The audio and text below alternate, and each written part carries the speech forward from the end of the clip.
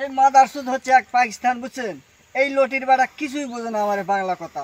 এখন ওরে কথা কিছু কিছু আমরা বুঝি, কিন্তু এই শালা বারোসুদা কিছুই বোঝে না। তো এই যে এই ভাই আমরা এই এই কাজে আইসি, বসে বলেন তো, এই যে বেগুনের চারা লাগানা, আমরা আইসি ভাই কোম্পানির একটা কাজে।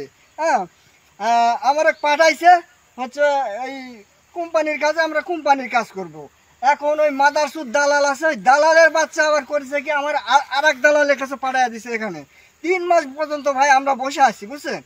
3 মাস পর্যন্ত বসে থাকার পরে আমার আর এক দালালের কাছে পাঠাচ্ছে, আমার একেবারে মালায়ের কাছে কোনটাকে পাঠাইয়া দিছে। বেতন ভাই আমরা পাবো না, পেটে ভাতে সমান বেতন। 3 মাস পরের কথা বলিছে। হ্যাঁ, যে এখন হচ্ছে কি যে 3 মাস পরে বেতন আমরা কেমন করে পাওয়ার কোনো সম্ভাবনাই নাই।